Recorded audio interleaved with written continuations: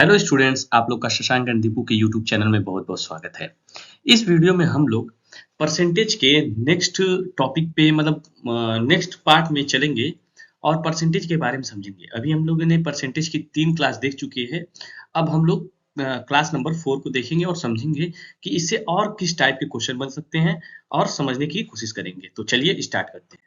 सबसे पहले देखेंगे कि परसेंटेज में हम लोगों ने जो समझा था उसके अकॉर्डिंग अब चलेंगे कि हम आगे क्या-क्या समझ सकते हैं। अब देखिए क्वेश्चन नंबर ये देखेंगे आप लोग। क्वेश्चन नंबर कि किसी नगर में अगर पुरुष पुरुष मतलब कि मेल की संख्या 22,800 है और फीमेल की संख्या 17,200 है, तो अगर पुरुष में 20% की बढ़ोतरी और महिला में 15% की बढ़ोतरी होती है, तो उस नगर की कुल जनसंख्या में कितनी प्रतिशत की वृद्धि होगी।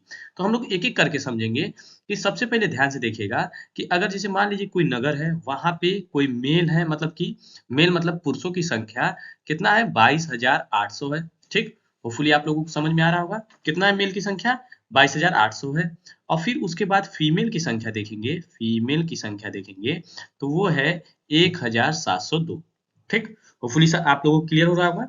हमने क्या किया कि मेल की संख्या को लिख दिया और फीमेल की। अब देखिए मेल की संख्या में 20% का ग्रोथ हो रहा है। कितने परसेंट का ग्रोथ हो रहा है? 20% का। तो इसमें कितने परसेंट का ग्रोथ हो रहा है? 20% का ग्रोथ हो रहा है।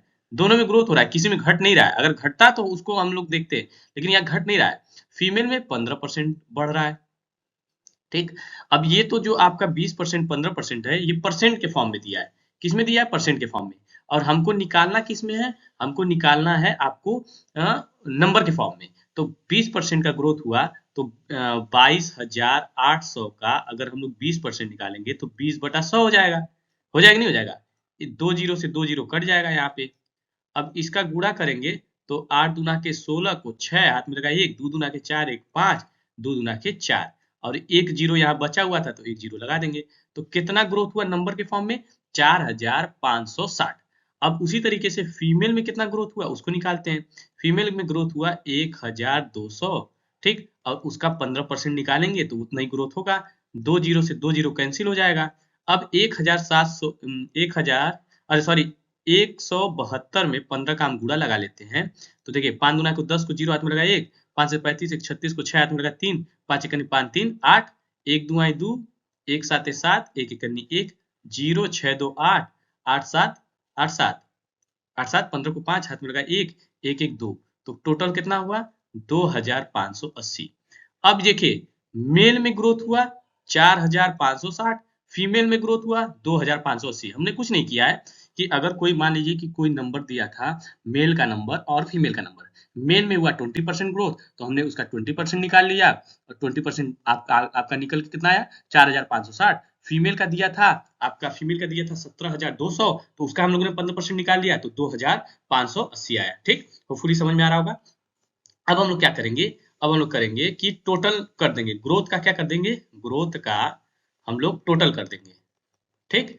क्यों हम लोग ग्रोथ का टोटल कर रहे हैं? क्योंकि हमको टोटल ग्रोथ निकालना है तो इसलिए टोटल कर रहे हैं, ठीक ना?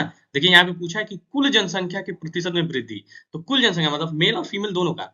तो मेल में ग्रोथ हुआ है 4,560 और फीमेल में हुआ है 2,580। जोड़ दीजिए, 0 से 0 जुड़ जाएगा, 8 से 14 को 4 हाथ में लगा 1 और 5 5 10 1 11 को 1 हाथ में लगा 1, 4 2 6 1 7। मतलब आपका कितना ग्रोथ हो गया? आपका ग्रोथ हो गया 7,140। 7,140 हो गया, ठीक? अब हम क्या करेंगे? जब हम टोटल ग्रोथ निकालेंगे, टोटल ग्रोथ परसेंटेज निकालेंगे, सॉरी देखिए total growth GROWTH total growth percentage जब हम लोग निकालेंगे तो जब किसी भी चीज का टोटल ग्रोथ परसेंटेज निकाला जाता है तो टोटल नंबर ऑफ पॉपुलेशन मतलब कि टोटल नंबर ऑफ पॉपुलेशन की अगर बात करेंगे, total total number number of population की बात करेंगे तो हमको पहले उसको जोड़ना पड़ेगा। टोटल नंबर ऑफ पॉपुलेशन, तो टोटल नंबर ऑफ पॉपुलेशन है 2800 और प्लस 1720, ठीक? 1720 इसको जोड़िए, जीरो है तो जीरो जीरो और 8 2 10 को जीरो हाथ में लगा 1 और 7 2 9 1 10 को जीरो हाथ में लगा 1 और ये 2 1 3 1 4। तो टोटल पॉपुलेशन कितनी आ रही थी? 40,000। टोटल पॉपुलेशन आई 40,000 तो हम उसको रखेंगे नीचे, 40,000 को रखेंगे नीचे। अब कितने में से कितना ग्रोथ हुआ? 7,040 मतलब 40,000 में से 40,000 में से 140 ग्रोथ हुआ। 40,000 में से 7,140 ग्रोथ हुआ, तो हम उसको रख दिए ऊपर और इसको रखें नीचे और गुणा कर देंगे किससे? 100 से। 2 जीरो से 2 जीरो कट जाएगा, 1 जीरो से 1 जीरो कट जाएगा। अब 40 का भाग अगर हम 714 में 40 का भाग लगाएंगे, तो इसका भाग लगाएंगे तो आपका आएगा 17.85%। इसका भाग लगा लीजिएगा, यही होगा। तो हमने क्या समझा? हमने समझा कि बेसिकली आपका कोई मतलब कि कोई नगर था, उस नगर में 22,800 मेल थे और 17,200 फीमेल थी। उनका 20% और उसका 15% निकाल लिया और उसको जोड़ दिया तो ग्रोथ हो गया, टोटल ग्रोथ हो गया। और जब टोटल ग्रोथ हो गया, फिर हमने टोटल नंबर ऑफ पॉपुलेशन निकाला, तो टोटल नंबर ऑफ पॉपुलेशन हो गया आपका 40,000। फिर उसको हमने क्या किया कि टोटल ग्रोथ जब निकालते, टोटल ग्रोथ परसेंटेज, तो हम ऊपर रखते हैं जितना ग्रोथ हुआ है। अब किससे हुआ है? मतलब 40,000 जो टोटल पॉपुलेशन होगी उससे हुआ है, और फिर 100 से गुणा लगा देंगे तो प्रतिशत निकल के चला आएगा। तो आपका परसेंटेज कितना आया? 17.85%। होपफुली आपको समझ में आया होगा। ठीक, नेक्स्ट क्वेश्चन की ओर चलते हैं। नेक्स्ट क्वेश्चन आपका दिया है, नेक्स्ट क्वेश्चन दिया है कि एक मशीन का मूल्य 10% क्या हो रहा है? हासिल हो रहा है। हासिल मतलब होता है कम होना। यदि उसका वर्तमान मूल्य 12,000 रुपए है, तो 3 वर्ष बाद उसका मूल्य बताइए। अब देखिए, अगर आप कोई मशीन खरीदते हैं, आप कोई मशीन को खरीदते हैं, तो उस मशीन का ध्यान समझिएगा, कोई भी अगर आप मशीन खरीदेंगे तो उस मशीन का कुछ ना कुछ वैल्यू घटेगा। जैसे मान लीजिए फॉर एग्जांपल, अगर आप कोई मोबाइल खरीदते हैं, ठीक, तो अगर कोई मोबाइल खरीदेंगे तो मोबाइल खरीदने पे क्या होता है कि मोबाइल खरीदने पे अगर मान लीजिए उसको 10,000 में खरीदें, तो 10,000 में खरीदेंगे तो उसकी वैल्यू कुछ ना कुछ घट जाएगी। और जैसे ही वैल्यू घट जाएगी, तो वैल्यू जब घटेगी तो उसकी वैल्यू, जैसे मान लीजिए 10,000 की है तो एक साल बाद 5,000 की हो सकती है। मतलब उसकी वैल्यू घटेगी। ऐसा नहीं कि 10,000 का मोबाइल खरीद के लाए थे उसको 12,000 में बेच दिए, ऐसा हो ही नहीं सकता। समझ में आ गया नहीं आया? तो मशीन या फिर कोई व्हीकल, व्हीकल मतलब कि जैसे गाड़ियां होती हैं, तो इसकी वैल्यू हमेशा घटती है। तो वही कह रहा है कि कोई एक मशीन है, उसकी मूल्य 10% हासिल हो रही है, मतलब हर साल 10 प्रति वर्ष की दर से हासिल हो रही है। उसका वर्तमान मूल्य बताइए। तो इसको लगाने के दो तरीके होते हैं। एक तो फॉर्मूला होता है कि किसी भी मूल्य जब हासिल होता है तो लिखते हैं पी 1 - r/100, इसके पावर टी कर देते हैं। अब यहाँ पे क्या होगा, जो पी होगा, पी मतलब कि जो वर्तमान वैल्यू है उसको रख देंगे, आपका हो जाएगा 12,000, और गुणा कर देंगे 1 माइनस आर की जगह जो प्रतिशत है तो उसको रख दिए 10। ठीक, अब बटा 100 है तो 100, और टी की जगह रख देंगे आपका, टी की जगह रख देंगे समय। तो कितना, मतलब 3 वर्ष की बात कर रहा है, तो 3 यहाँ पे 3 रख दिए। ठीक, होपफुली समझ में आ रहा होगा। तो 12,000 को 12 ही हजार रहने देंगे, गुड़े 1 जीरो से 1 जीरो कट जाएगा, ये हो जाएगा 10। 10 को इधर गुणा करेंगे तो 10 एकनी 10 और माइनस 1 बटा 10 और इसके पावर 3। ठीक, तो ये हो जाएगा आपका 12,000 गुणे 10 में से एक घटाएंगे 9, और 9 के पावर 3 है और 10 की पावर भी 3 है, तो 9/10 गुणे 9/10 गुणे 9/10 काट देंगे। 3 जीरो से 3 जीरो कैंसिल आउट हो जाएगा यहाँ पे। अब 9 का 12 और 9 का गुणा 3 बार करेंगे तो 729 आएगा, और फिर 12 का गुणा आपका इसमें कर देंगे। 12 का गुणा 729 में हम लोग कर देते हैं, 729 में 12 का गुणा कर देते हैं, 12 गुणा लगा देंगे। 9 दूना के 18 को 8 हाथ में लगाए, 1 2 दूना के 4 1 5, 7 दूना के 14, 1 9 9, 1 2 2, 1 7 7, तो 8 9 5, 9 5 कितना हो जाएगा? 9 5 14 को 4 हाथ में लगाए, 1 4 2 6 1 7 और ये 7 1 8। तो टोटल कितना, मतलब कि कितना 12,000 वैल्यू थी वो घट के कितना हो गई? 8,748, 8,748 रुपए हो गई। अब पहले कितनी वैल्यू थी? पहले वैल्यू थी आपका 12,000 थी। होपफुली समझ में आ रहा होगा। इसको मैं थोड़ा सा साफ साफ लिख देता हूँ, नहीं तो फिर दिक्कत होगी। 8,748 रुपए आपकी वैल्यू हो गई। कोई दिक्कत? तो अब देखिए, पहले 12,000 थी, अब हो गई कितना। अब हम लोग इसका सेकंड मेथड देख लेते हैं, क्योंकि इसको लगाने के दो मेथड है। एक तो हम लोग फार्मूला देख लिए कि फार्मूला अगर ऐसा कोई भी मशीन हो उसकी वैल्यू अगर घटती हो तो हम लिखते हैं पी ब्रैकेट में 1 - r/100 के पावर टी। ठीक, तो फुली समझ में आ रहा होगा। सेकंड मेथड की तरफ चलते हैं, सेकंड मेथड की तरफ। तो सेकंड मेथड देखिए, सेकंड मेथड में देखेंगे कि कोई वर्तमान वैल्यू है वो 12,000 है। कितना है? 12,000। ठीक, तो 12,000, तो वही पी की वैल्यू 12,000 है, हर वर्ष 10% घट रही है। तो जैसे ये दिया है कि ये किताब में दिया है कि मूल्य 12,000 है, मैं मान लो तो मान लेता हूं, माना कि जो मशीन की कीमत है वो 100 रुपए है। कितना है? 100, और 10-10% की दर से घटती है, तो 10% घटेगी, तो 100 का अगर 10% निकालेंगे तो आपका काट देंगे, सॉरी एक सेकेंड, मैं थोड़ा सा जल्दी जल्दी बताने के चक्कर में गड़बड़ हो जा रहा है। 100 का हम लोग 10% निकालेंगे तो 100 का 10% ऐसे होगा, 100 से 100 कैंसिल हो जाएगा, 10 आएगा। तो पहले थी 100, 10 घटा देंगे तो अब पी कितना हो जाएगा, 90। 10% घट गया ना, मतलब 100 था, 10% घटा तो 90 हो गया। फिर हम 90 का 10% निकालेंगे, तो 90 का 10% निकालेंगे तो एक जीरो से एक जीरो कैंसिल, 90 का ये जीरो से ये जीरो कट जाएगा तो कितना होगा, 9। अब फिर ये 90 में से 9 को घटाएंगे तो अब पी कितना हो गया, 81। ठीक, फिर से समझिए, मान लीजिए कि मैं माना कि जो मशीन है उसकी कीमत 100 रुपए थी, 10% घटी तो अब हो गई 90, फिर 10% घटी तो अब हो गई 90 में से 9 घटा दिए तो 81 हो गई। अब फिर 81 में से, अब 81 तो एक साल घटा, 2 साल घटा, फिर 81 का भी 10% निकालेंगे क्योंकि 3 साल घट रहा है ना।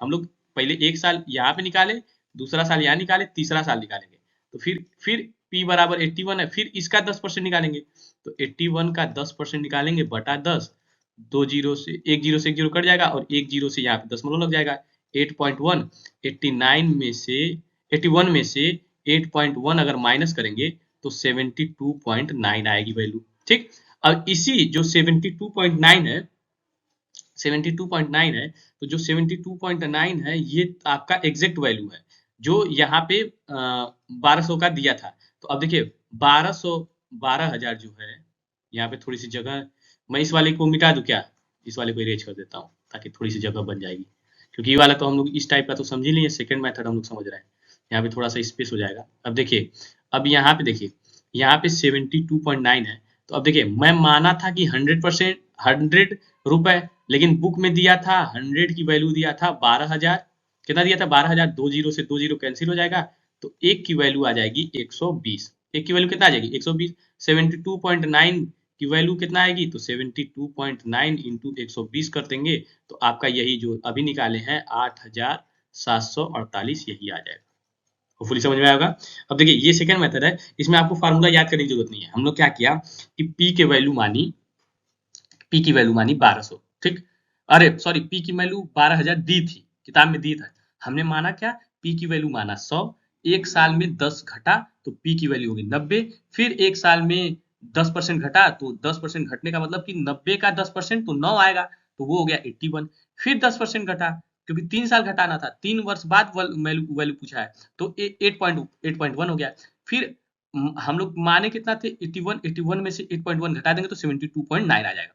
हमने जो माना था 100 रुपए वो तो आ गया 72.9, लेकिन किताब में 100 की वैल्यू 1200 दी थी, तो 100 की वैल्यू 1200 दी थी तो एक की वैल्यू 120 रुपए हो जाएगी, तो 72 की वैल्यू कितनी हो जाएगी 72.9 इंटू 120, तो आपका आ जाएगा 8,748। ये थोड़ा सा अच्छा क्वेश्चन है, अगर इस क्वेश्चन को आप लोग अगर घर पे थोड़ा बहुत भी टाइम देंगे तो समझ में आएगा। ठीक, होपफुली आगे आगे बढ़ते हैं। ठीक, आगे देखिए, ये क्वेश्चन अभी इस टाइप का एक क्वेश्चन मैं करवाया था, इस क्वेश्चन को भी हम लोग फिर से करते हैं कि राम ने परीक्षा में 35% अंक प्राप्त किए। राम नाम का कोई लड़का है, ठीक, राम नाम का लड़का है कोई, वो कितना प्रतिशत अंक प्राप्त करता है, 35% अंक प्राप्त करता है और उत्तीर्ण होने से 25 अंक अधिक प्राप्त करता है।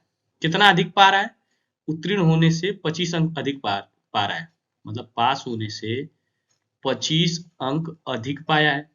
ठीक, फिर कोई दूसरा लड़का है रमेश, कौन है, रमेश है, रमेश जो है वो कितना अंक प्राप्त करता है, 25% अंक प्राप्त करता है, लेकिन वो बेचारा फेल हो जाता है, फेल होने से मतलब 30 अंकों से फेल हो जाता है, 30 अंकों से क्या हो जाता है, फेल हो जाता है। इसको मैं इरेज कर देता हूँ,